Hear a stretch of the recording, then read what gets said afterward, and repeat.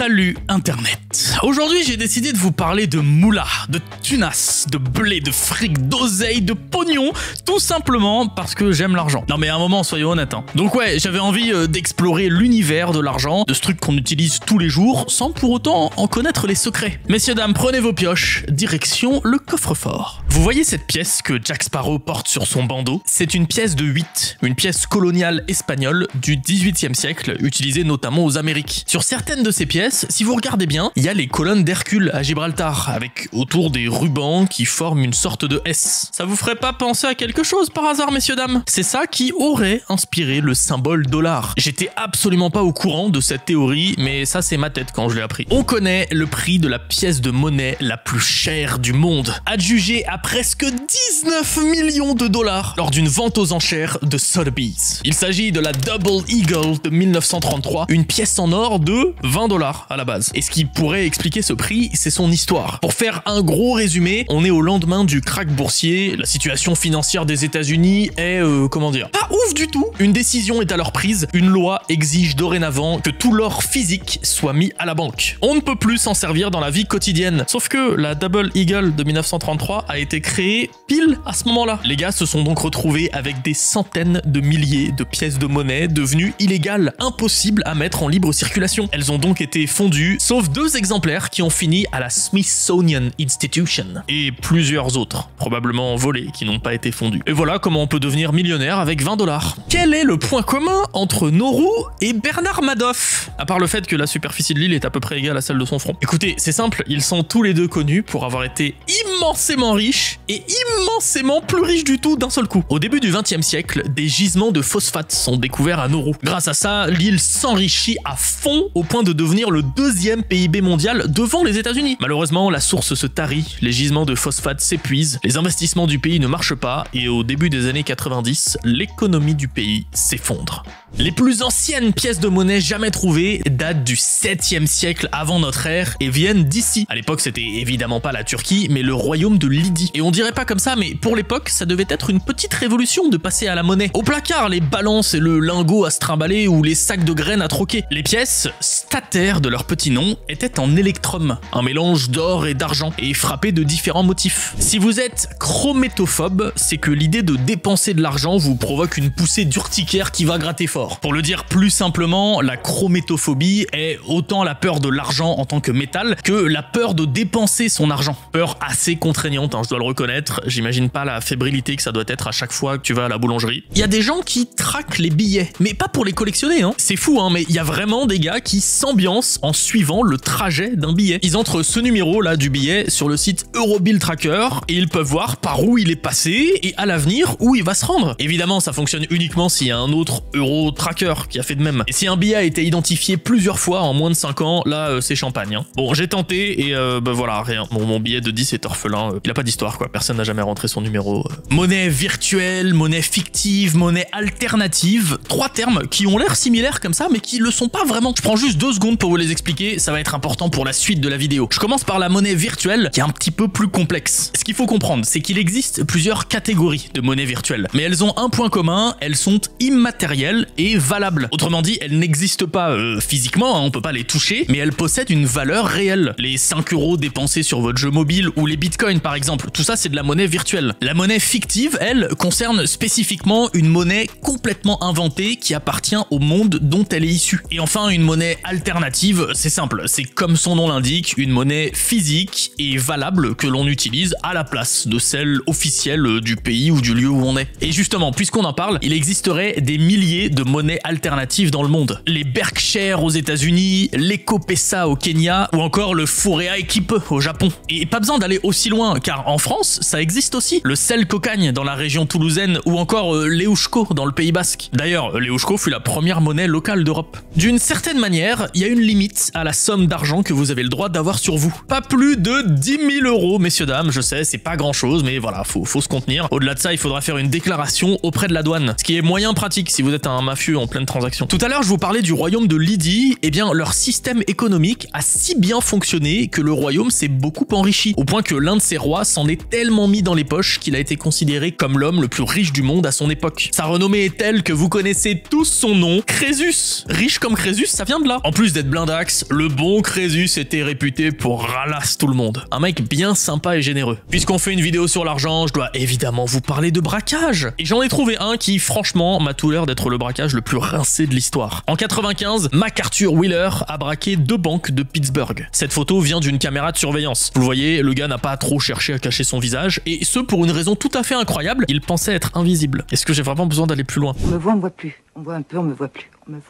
Je vous explique quand même pourquoi. Il avait tout simplement mis du jus de citron sur son visage parce qu'il avait appris que le citron pouvait être utilisé comme encre invisible. Voilà, vous m'excusez, je fais une petite pause, j'ai juste besoin de faire quelques recherches. Au début, la loterie nationale, l'ancêtre de la Française des Jeux, c'était pour eux. C'est en 1933 que les associations de victimes de guerre, comme les ailes brisées, les plus grands invalides ou les amputés de guerre, ont organisé la dette, une tombola nationale pour récolter des fonds. Le succès est tel que l'essai s'est transformé. L'État a décidé de créer la loterie nationale pour continuer à aider les anciens combattants. Le tout premier gagnant a raflé 5 millions de francs et s'appelait Monsieur Bonnour. Est-ce que ce serait pas ça le Bonnour finalement? Le fait d'enchérir pour acheter des biens date d'au moins 3000 ans. On en trouve les premières mentions dans l'œuvre d'Hérodote, notamment lorsqu'il décrit la manière dont les femmes de Babylone sont mariées et achetées du coup pour être mariées. Qu'est-ce que Harry Potter, Final Fantasy, Fallout, Animal Crossing, Pokémon, Zelda et les Sims ont en commun? Tous possèdent une monnaie fictive.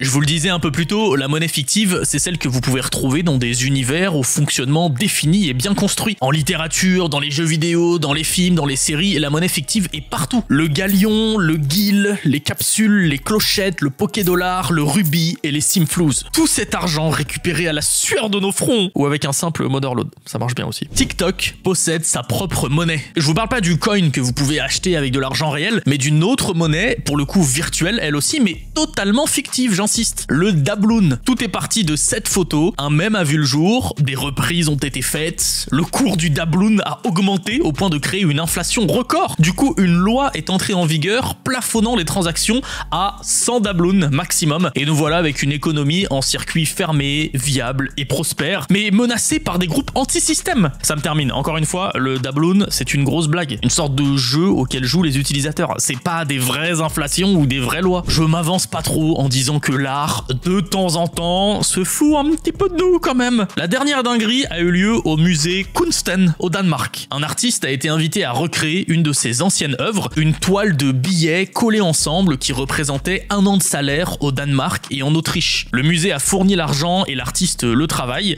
qui s'est avéré être 2 toiles blanches, sobrement intitulées « Prends l'argent et tire-toi ».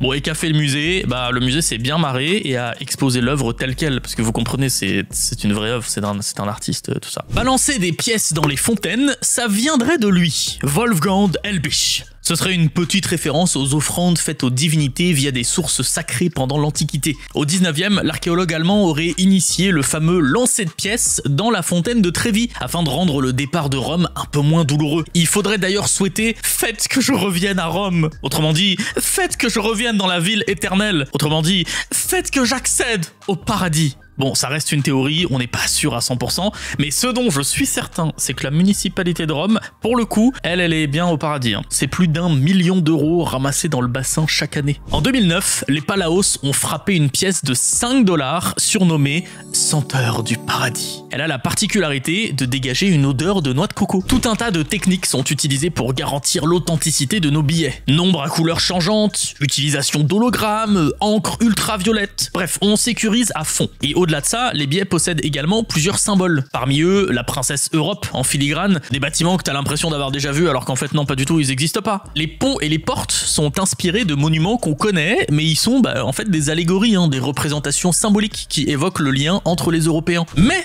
certes, il n'existe pas, mais c'était sans compter Robin Stam, un Hollandais qui a décidé de construire dans sa ville natale, Spijkenisse, tous les ponts figurant sur les billets. Ils sont tous là et en couleur 5, 10, 20, 50... 100, bon ok le 100 on le voit pas trop, il y a beaucoup d'herbes mais faites pas confiance, c'est bien lui. Il y a aussi 200 et évidemment 500. Il a un peu triché, je vous l'avoue, les ponts du 5 et du 20 € sont en fait le même. Maintenant que vous savez tout ça, vous devez savoir que l'apparence de nos billets va changer. On nous annonce ça pour 2024, mais bon, dans les faits, il y a encore pas mal de boulot. Les gars veulent changer le design des billets, mais ils savent pas vraiment quoi faire à la place. La Banque Centrale Européenne prévoit même de demander l'avis des Européens. Jusqu'à présent, les personnalités physiques avaient été mises de côté pour ne pas privilégier un pays plus qu'un autre, mais maintenant c'est carte blanche. À voir du coup ce que va faire notre ami Robin. Est-ce que vous voulez toucher le pactole? Pour ça, c'est très simple, vous allez en Turquie et vous mettez vos mains dans le torrent Sarteuil. Autrefois appelé le pactole, c'était le nom de la rivière. Selon la mythologie, Dionysos, redevable envers le roi Midas, lui accorda un vœu. Le souverain souhaita que tout ce qu'il touche se transforme en or. Bon, au début, super move, hein. Et puis il a fallu manger quand même à un moment. Pour annuler ce cadeau, Dionysos dit à Midas d'aller se laver les mains dans la rivière Pactole. Des milliers de paillettes d'or s'y seraient déposées. C'est d'ailleurs au bord de cette rivière bien réelle et pleine d'électrum que la capitale du royaume de Lydie, Sardes, se serait installée et aurait donc prospéré. Tiens donc, la monnaie de Paris est l'institution responsable de la création de notre monnaie. Vous la connaissez peut-être et surtout à travers les grosses bornes de mini-médailles qu'on trouve dans plein de musées et lieux touristiques en France. Alors c'est obligé, vous êtes tombé dessus au détour d'une cathédrale ou en ayant visité l'office du tourisme du lac des Sapins par exemple. Le petit fun fact cool à son sujet, c'est qu'elle a été créée en 864 et j'ai pas oublié un 1 devant. C'est la plus vieille institution française encore en activité et l'une des plus vieilles entreprises au monde. Parmi toutes les anciennes monnaies qui existent, certaines sont plus insolites que d'autres. J'ai trouvé les anciens dollars des îles Cook, des pièces triangulaires et des billets où une femme nue chevauche un requin. Parce que pourquoi pas, finalement, on est aux îles Cook. Hein. Si je vous dis crypto-monnaie, évidemment, vous hurlez Bitcoin, voire ETH, Dogecoin pour la blague. Mais ce sont évidemment pas les seuls, parce qu'il en existe en réalité des milliers. Eh bien, le Salvador est le premier pays au monde à avoir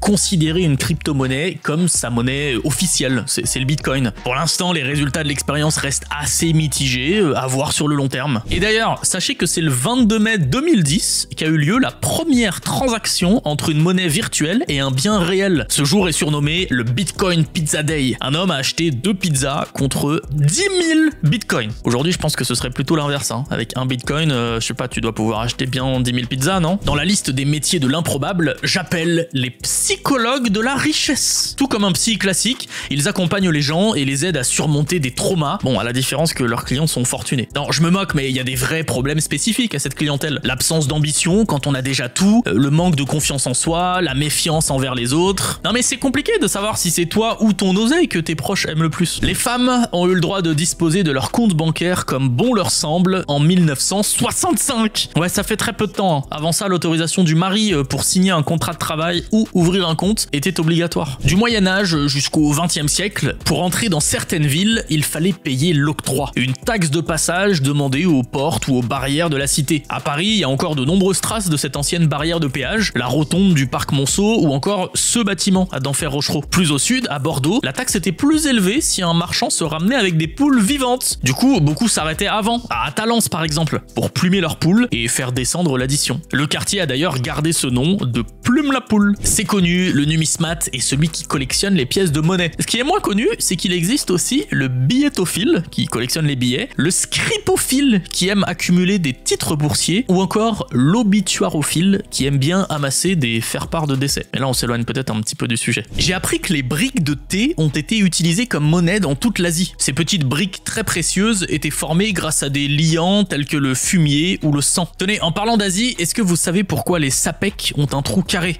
Déjà, pour la fabrication, ils pouvaient polir toutes les pièces enfilées sur une broche d'un seul coup. C'était aussi très pratique pour le transport ou pour se rendre à un défilé de Paco Rabanne. Mais il y avait aussi une symbolique derrière ça. Hein. Le rond de la pièce évoque le ciel et le carré au centre fait référence à la terre. Les deux réunis étant signe de prospérité. Le billet de 100 000 $ américains existe. Il fallait se tenir au courant de l'actualité car il a été émis pendant moins d'un mois, entre décembre 1934 et janvier 1935. Ce mastodonte n'a jamais circulé librement, il a seulement été créé pour faire des transactions entre les banques de la Réserve fédérale. Le gars là, c'est Woodrow Wilson, président des États-Unis entre 1913 et 1921. Il y a quelques années, 46 millions de billets ont été mis en circulation en Australie avec une faute d'orthographe. Il s'agissait juste d'une petite faute de frappe puisqu'il manquait une lettre au mot responsabilité. Vraisemblablement un mot que le responsable ne connaissait pas. 1887, c'est l'année de la toute première mention d'une espèce de carte de crédit. Elle apparaît dans le livre 100 ans après d'Edward Bellamy.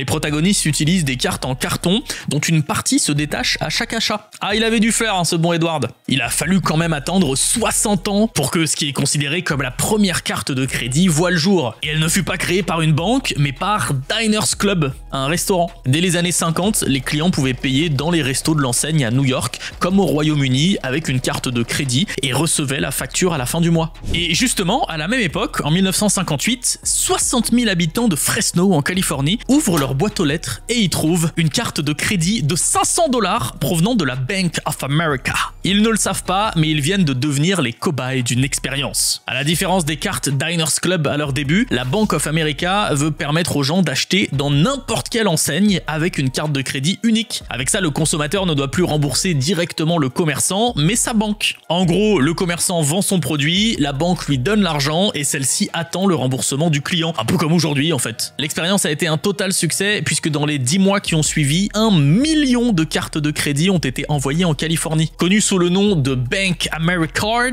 elles prendront ensuite le nom de carte Visa. Voici Junon. Cette déesse est aussi connue sous le nom de Juno Moneta. Moneta, monnaie, vous l'avez compris, le mot monnaie vient de là. Cette attribution de nom a moins à voir avec ses responsabilités divines, hein. Elle est la déesse de la fécondité et du mariage, qu'avec l'installation des premiers ateliers de frappe de monnaie dans les dépendances de son temple à Rome. L'usage a fait que la monnaie a pris le nom du lieu où elle était frappée, tout simplement. Une banque a accordé un prêt de plus de 27 millions d'euros à la société italienne Ambrosi, qui a fourni comme garantie 125 000 meules de parmesan. Pour la modique somme de 685 €, vous pourriez vous acheter sur le site de la Monnaie de Paris une pièce de 50 € avec Obélix et Panoramix dessus. Alors, ça peut paraître un peu abstrait, hein, ces histoires de prix, mais ce qu'il faut comprendre, c'est que techniquement, si vous vous pointez dans une boulangerie avec votre pièce de 50 € avec Obélix dessus, bah vous pouvez payer vos 50 croissants. Par contre, c'est un peu con parce que la pièce vaut bien ses 685 € du fait de sa rareté, de sa manufacture ou encore de son poids en métal. Par curiosité, je suis allé chercher la pièce la plus chère que la Monnaie de Paris ait de disponible à la vente. C'est celle-ci, une pièce en or d'une valeur faciale de 5 000 € que vous pouvez acquérir pour 130 000. Le billet de 500 € a arrêté d'être produit en 2019. On va pas se mentir, ça a pas changé grand chose à notre vie, hein. Mais quand on sait qu'il y a plus de 280 millions de billets de 500 € qui circulent en ce moment, je me suis dit que cette info concernait forcément l'un d'entre vous. La Banque Centrale Européenne a stoppé sa production pour lutter principalement contre les activités illégales, comme le blanchiment d'argent par exemple. Et petite info insolite à son sujet, le billet de 500 € a eu un surnom dans l'histoire, surnom qui commence par Ben et qui finit par Laden, parce qu'on parlait beaucoup de lui, mais personne ne le voyait jamais.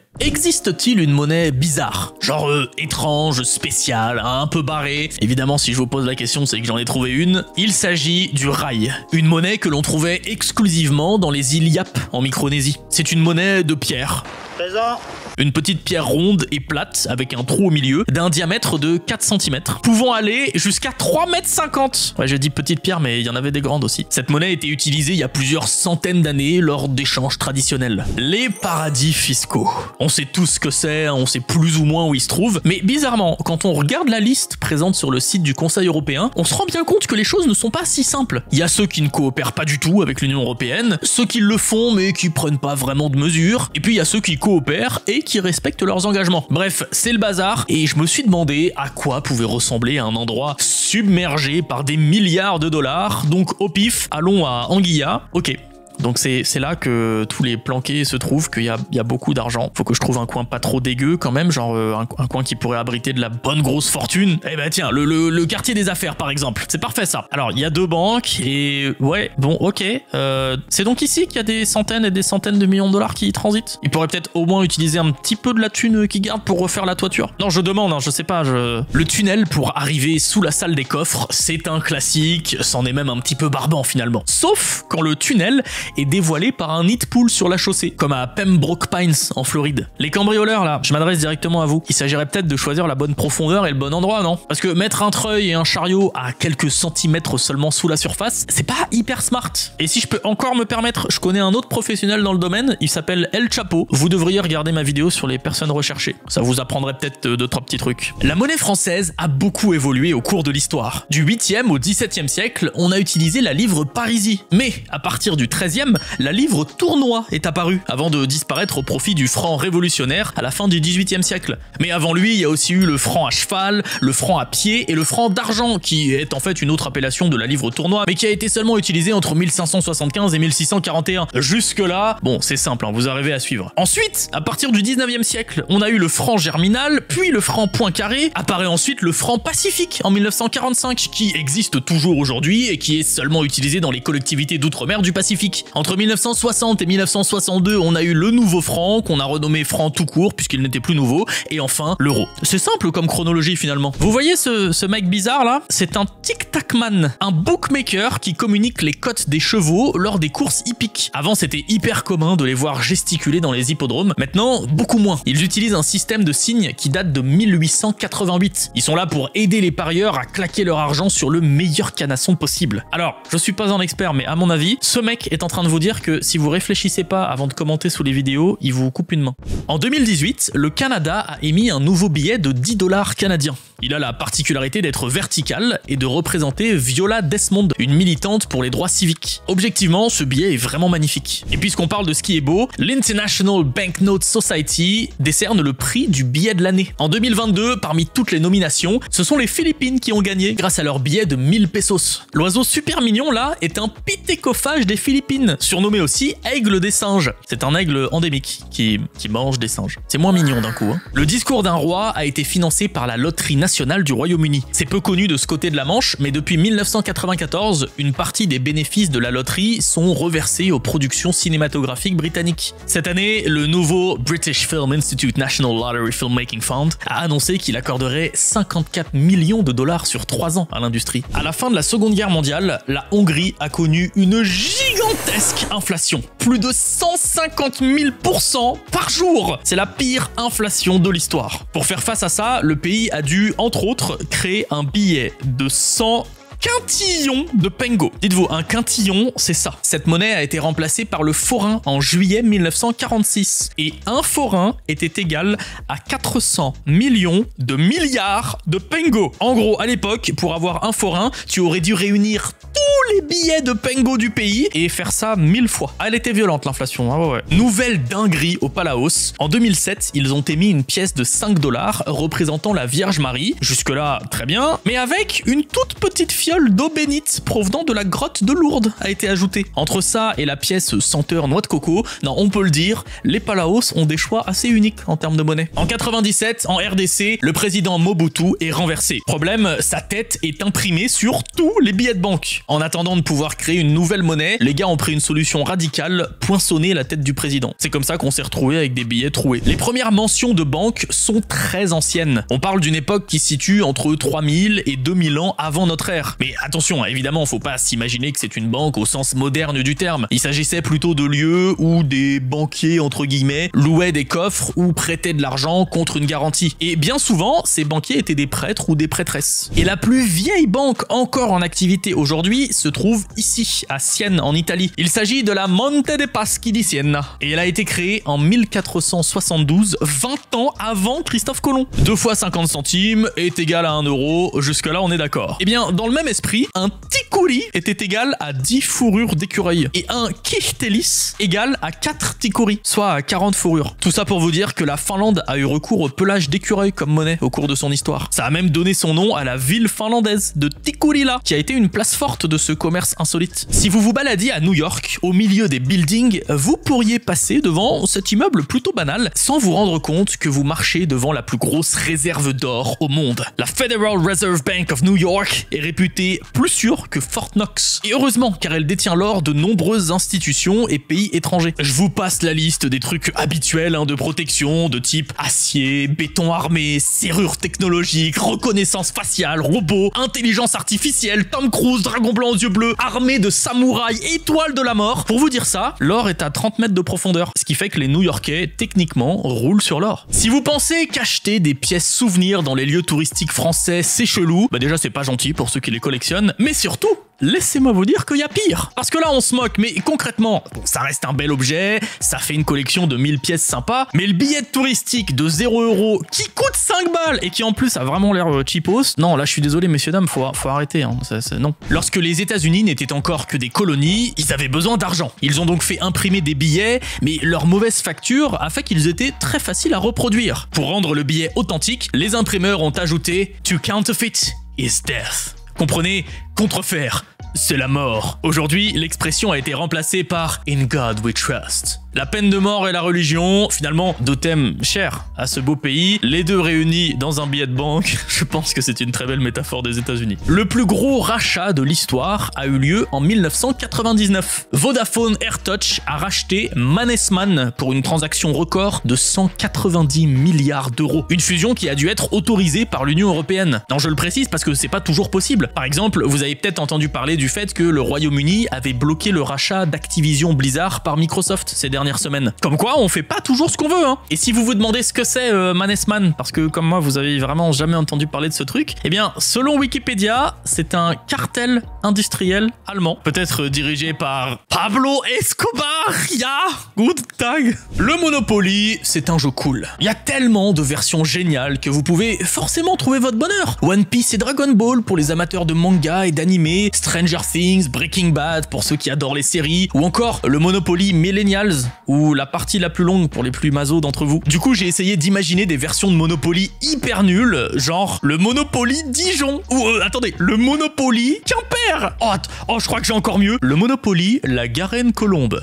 Non mais vous imaginez un petit peu... Ah, attendez, apparemment on me dit que ça existe déjà. Bah yes. Si parmi vous certains ont le Monopoly La Garenne-Colombe, n'hésitez pas à nous dire pourquoi vous avez acheté ça. Pourquoi en France on dit carte bleue? C'est quand même très François le Français comme histoire. En fait, carte bleue de base, c'est le nom du groupe bancaire formé par l'association de grosses banques afin de créer un équivalent à la carte de débit et de crédit américaine, la Green Card. Le groupe a été absorbé en 2010 par Visa. Et effectivement, la couleur bleue a été choisie, déjà parce que la toute première carte était bleue, et aussi en partie pour le bleu du maillot de l'équipe de France de rugby. Voyager au Moyen-Âge, vous imaginez bien que c'était pas une promenade de santé et les voyageurs risquaient de se faire plumer à chaque instant. Heureusement, les Templiers étaient là pour vous servir. À partir du XIIe siècle, ils proposaient aux pèlerins de déposer leur argent chez eux pendant qu'ils partaient sur les chemins de Compostelle. En échange, ils donnaient une lettre de change sur laquelle était inscrit le montant déposé. À leur arrivée à destination, les voyageurs pouvaient se présenter à une autre loge locale des Templiers avec ce petit bout de papier pour récupérer leur thune. C'est plutôt malin l'ancêtre de Western Union. Lors de la reconstruction de l'Allemagne, après la défaite de 1945, les zones ouest ont décidé d'engager une réforme monétaire qui devait mettre fin à l'utilisation des Reichsmark, la monnaie utilisée jusque-là, pour mettre en place le Deutschmark dès 1948. Les autorités ont tellement voulu procéder à cette transition rapidement que la production de billets n'a pas pu suivre. Du coup, ils se la sont joués un petit peu MacGyver, ils ont repris les Reichsmark et y ont collé, ni vu ni connu, un jeton indiquant la nouvelle valeur. Ils ont appelé ça les coupons marques. À combien est estimée la fortune d'Oncle Picsou? Dans la bande dessinée The Second Richest Duck, une case nous apprend que Picsou possède un multiplugillion, 9 obscatumatillions, 623 $ et 62 centimes. Je vous laisse faire le calcul. Voler de l'argent, ok. Faire un casse, jamais. C'est ce qu'a dû se dire un employé de banque chinoise qui est parvenu à dérober quasiment 1 million d'euros pendant 2 ans. Ça représente 1358 retraits en tout. Il a profité d'un bug informatique qui faisait que les distributeurs n'enregistraient pas les transactions aux alentours de minuit. La banque est sympa, elle a pas voulu poursuivre l'employé parce qu'il leur a permis de mettre au jour la faille. Tout est bien qui finit bien donc. Enfin, ça c'est ce qu'on aurait pu dire si ça s'était pas passé en Chine. La justice, elle, en a décidé autrement, il a pris 10 ans ferme. Un employé d'une banque allemande a voulu faire un virement de 62,40 €. Et comme l'opération était apparemment compliquée, le gars a d'abord préféré faire une sieste, histoire d'être en pleine forme. Il s'est donc endormi, la touche 2 de son clavier bien enfoncée. Il a donc effectué un virement de 222 222 222,22 €. Et c'est son collègue chargé de surveiller tout ça qui a été licencié. Je vous rassure tout de suite, le tribunal a ordonné son retour, mais quand même. 2436 tonnes d'or, soit 90 milliards d'euros. C'est la somme qui repose 30 mètres sous les pieds des Parisiens dans les coffres-forts de la Banque de France. Cette institution qui date de 1800 détient la 4e plus grande réserve d'or du monde après les États-Unis, l'Allemagne et l'Italie. En 1940, les occupants à ce moment-là de la France ont fait ouvrir les coffres de la banque et... Ah, le fumier! Le fumier! Il a tout pris! Tout à fait, ils se sont fait couillonner par l'opération Macaroni. Les Français avaient expédié l'or aux 4 coins du monde pour le mettre en sécurité. Et c'est là que ça devient intéressant pour vous et moi, messieurs dames, car 50 kilos de cet or auraient été perdus dans le port de Brest. Et personne ne les a jamais retrouvés. Oh, c'est marrant, tiens, j'avais justement prévu d'aller passer mes vacances à Brest. Vous savez, il y a un truc qui m'énerve, c'est que les numismates volent la vedette aux billetophiles. Je me devais donc de leur faire justice en vous parlant du billet le plus cher et rare de l'histoire, le grand watermelon,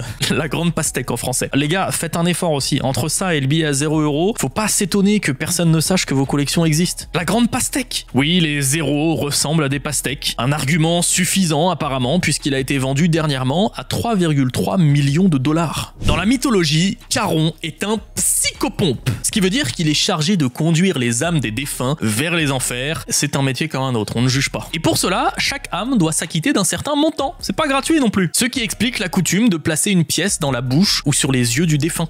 Cette île semble banale, et pourtant, Lataro au Vanuatu s'apprête à devenir Satoshi Island, le paradis des crypto-fans. Sur place, toutes les transactions se feront évidemment en crypto-monnaie. Le concept est poussé au point que les petites maisons futuristes, la nationalité crypto-insulaire, mais aussi le droit de vote, s'acquerront via des NFT. Mais ce rêve n'est pas accessible à tous. 21 000 personnes seront triées sur le volet et pas une de plus. C'est pas une question de place, c'est juste une référence à la limite de 21 millions de bitcoins en circulation. Faudra également qu'ils s'achètent la nationalité du Vanuatu pour la coquette somme de 130 000 $. Ça fait vite cher le paradis quand même. Après, bon, ça peut valoir le coup, on paye pas d'impôts apparemment sur Satoshi Island. Si vous voulez faire comme DiCaprio dans Le Loup de Wall Street ou Brice de Nice à la banque, sans pour autant jeter littéralement de l'argent par les fenêtres, vous pouvez acheter de la movie money, l'argent utilisé dans les films. Après, je suis allé fouiller pour vous, c'est pas donné, hein. Comptez tout de même plusieurs centaines de dollars pour un sac de 500 000 faux dollars. Et à ce prix-là, bon, ils ont l'air usés, mais ils sont pas tous imprimés, il y a que ceux du dessus. Sinon, faites quand même gaffe, il y a des faux euros de films qui circulent en Europe, ne vous faites pas avoir, souvent c'est écrit à cet endroit-là. Le Wida Gali est un navire de commerce capturé par le célèbre pirate Black Sam en 1717. Peu de temps après, il coule au large de Cap Cod, près de l'actuelle plage de Marconi. Sur les quelques 140 membres d'équipage, seulement 2 survivent. Ils affirment que le bateau renfermait pas moins de 4 tonnes d'or, d'argent et de bijoux. Le bateau a été retrouvé en 1984 et depuis, environ 200 000 artefacts appartenant au Wida Gali ont été remontés. Si vous voulez en voir certains, il faut vous rendre au Wida Pirate Museum à West Yarmouth, dans le Massachusetts. C'est juste là, et puis voilà, vous avez Pablo et Rodrigo qui vous accueillent, qui s'occuperont de vous faire la petite visite, ça a l'air sympa, hein. Voici l'heure de l'info que vous ne saviez pas, mais dont vous aviez besoin sans le savoir. Lors du crack de 1929, la panique était telle à Wall Street que plus de 16,4 millions de transactions ont été enregistrées et imprimées sur des rubans téléscripteurs. Et c'est là où il faut bien que vous soyez accrochés à vos sièges, parce que ça représente 24 000 km de bande. J'ai calculé, c'est l'équivalent de 1,2 million de rouleaux de PQ de 20 mètres déroulés les uns à la suite des autres. Soit un peu plus que la distance qui sépare Quito en Équateur des Maldives. Ah, il y en avait du papier pour essuyer ses larmes à l'époque. Sponcien, c'est lui. Et cette pièce est la seule preuve de son existence. Il s'agirait d'un empereur romain ayant vécu au 3e siècle, et c'est tout ce qu'on sait. Il n'existe absolument aucun document qui mentionne son nom. Juste 4 de ses pièces. Du coup, on s'est quand même demandé si c'était pas un faux, ou si un gars s'était pas fait un kiff à un moment donné de l'histoire. Quoi qu'il en soit, il y a eu des études qui ont été menées, des mecs qui ont dit « ces pièces sont authentiques », d'autres gars qui ont dit « ces pièces ne sont pas authentiques ». Et on se retrouve en 2023 sans réponse, personne n'est capable d'affirmer si Sponcien a existé ou pas. Dans la mythologie grecque, le dieu de la richesse et de l'abondance s'appelle Plutos. C'est tout. C'est juste ça le fait. Je suis désolé, ça m'a fait rire. Il s'appelle Plutos. Mais dans le domaine, c'est pas mon dieu préféré. Non, mon préféré, c'est Ekeko. C'est le dieu ultime de l'abondance et de la richesse, à mes yeux. C'est une divinité de la civilisation précolombienne Tiwanakan qui est toujours célébrée lors de l'Alcitas, une sorte de foire de la prospérité qui se déroule à La Paz, en Bolivie. Et ce que je peux vous dire, c'est qu'Ekeko a un style d'enfer. Non mais regardez-le, avec ses flouses, là, sa petite clope au bec. Selon les croyances, il faut donner de l'alcool et une cigarette cigarette à ce bon vivant pour qu'il exauce vos souhaits. Mais attention, s'il ne fume pas la cigarette jusqu'au bout, ah là ça sent pas bon pour vous. En 2005, le Cameroun a eu une monnaie assez insolite, des capsules de bière. Toute cette histoire trouve son origine dans la rivalité qui existait entre différentes brasseries. Elles ont commencé à dire que les consommateurs pouvaient gagner des prix qui se trouvaient dans les capsules de bière. De la même manière que le Monopoly au McDo, les Camerounais pouvaient gagner des téléphones, des voitures de luxe, mais surtout des bières gratuites. Et puisque gagner une bière gratuite c'était plutôt cool, ils se sont servis des capsules gagnantes pour payer des trajets en taxi. Il fallait que j'achève cette vidéo avec quelque chose qui me termine. Ces chiens sont techniquement plus riches que nous. Sadie, Sonny et Lauryn sont les chiens héritiers d'Oprah Winfrey. Si elle décède, elle devrait leur léguer 30 millions de dollars. Ah, tout de suite, la vie de chien, elle fait un peu plus rêver, hein. Mais attendez, les chiens de la présentatrice sont des petits joueurs comparés à Olivia Benson, la chatte de Taylor Swift, qui vaudrait plus de 95 millions de dollars. C'est astronomique. Rendez-vous compte, quelqu'un qui met de côté 2000 dollars par mois n'atteindra cette somme qu'après presque 4000 ans. C'est autant que le nombre d'années qui nous séparent du Moyen Empire égyptien. Ah, elle est blindée, la chatte de Taylor Swift. C'était la chatte, Anne. Depuis le début, la chatte. Mais finalement, est-ce que le bonheur, ce serait pas de se poser devant une petite vidéo comme ça, qui vous enrichit culturellement, et en échange, moi, elle m'enrichit pécuniairement. C'est un bon compromis, non? Allez, à très vite, Internet.